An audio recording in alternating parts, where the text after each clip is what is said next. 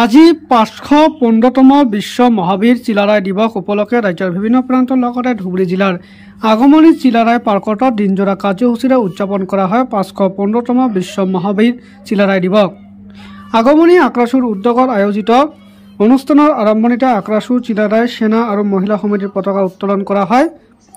শ্বহীদ বেদীত মাল্যাৰ্পণৰ পিছতে মহাবীৰ চিলাৰায়ৰ প্ৰতিমূৰ্তিত মাল্যদান কৰি পুষ্পাঞ্জলি দিয়ে। চিলাৰায় অকল বীৰে নাছিল, তেওঁ এগৰাকী ধাৰ্মিক আছিল। সনাতন ধৰ্মৰ বৈষ্ণৱ আৰু শাক্তসকলৰ মাজত ঐক্যতা ৰক্ষা কৰাৰ লগতে তেওঁ সমন্বয়ৰ বাৰ্তা প্ৰেৰণ কৰিছিল। সেয়েহে তেওঁক জগত গুৰু শংকৰদেৱ ভালকৈ চিনি পাইছিল বুলি কোচ ৰাজবংশী ফ'ক কালচাৰেল একাডেমীৰ সভাপতি প্ৰবীৰ ৰায় চৰকাৰে কয়। নমস্কাৰ, মই সাংবাদিক বন্ধুসকলক ধন্যবাদ জনাইছোঁ। আজি গোটেই ভাৰতবৰ্ষতে বিশেষকৈ কামতাপুৰ অঞ্চলত আমাৰ বিশ্ব মহাবীৰ চিলাৰায়ৰ ৫১৫তম জন্মদিৱস উপলক্ষে অসমৰ চুকে কোণে তথাপিও ভাৰতবৰ্ষত য'তে ত'তে হৈ আছে আমাৰ এই উৎসৱ।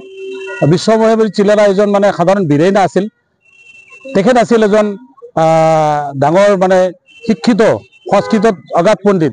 আৰু আমাৰ যিটো কোচ কামতাপুৰত যিটো মহামায়া মন্দিৰ আছে, আমাৰ কামাখ্যা মন্দিৰ, তেখেতে পুনৰ নিৰ্মাণ কৰিছিল। আৰু আমাৰ যে অসমৰ ধৰ্মীয় গুৰু, আমাৰ বৈষ্ণৱ গুৰু শ্ৰীমন্ত শংকৰদেৱক তেখেতে আমাৰ কোচবিহাৰ ৰাজসভালৈ মাতি আনি তেখেতৰ ৰাজসভাত স্থান দিছিল।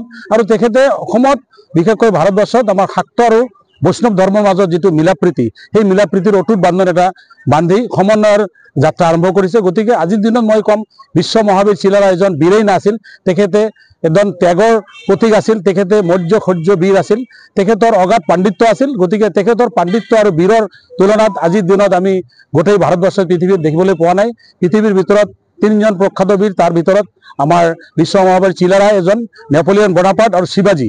গতিকে আজিৰ দিনত মই সকলোকে আমাৰ চিলাৰায়ৰ বীৰ চিলাৰায়ৰ যিটো আদৰ্শ, সেই আদৰ্শ সকলোৱে আমাৰ ভাৰতবাসী ৰাইজ তথা কমতাপুৰবাসী ৰাইজে যাতে তেখেতৰ সেই যিবিলাক কৃতি কাৰ্য আজি মনত সকলোৱে লৈ আজি গোটেই মিলাপ্ৰীতিৰে আমি যাতে কমতাপুৰ অঞ্চলত, ভাৰতবাসী অঞ্চলত বাস কৰিব পাৰোঁ, তাৰ কাৰণে আমি আহ্বান জনাইছোঁ। গতিকে আজিৰ দিনত সকলোকে মই চিলাৰায় দিৱস উপলক্ষে শুভেচ্ছা আৰু ধন্যবাদ জ্ঞাপন কৰিছোঁ, যাতে তেখেতৰ আদৰ্শ যাতে সকলোৱে মানি লয়। এইখিনি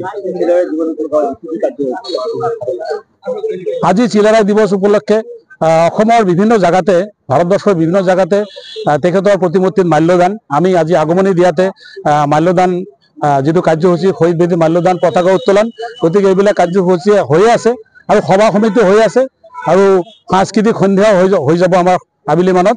গতিকে সকলো ধৰণৰ যিটো আমাৰ উলা মালা পৰিস্থিতি, যিটো বীৰৰ যিটো জীৱন গাথা কাহিনী, আমি জীৱন গাথা কাহিনী আজিৰ দিনত আমি সকলোৱে উপলব্ধ কৰিব পাৰিম।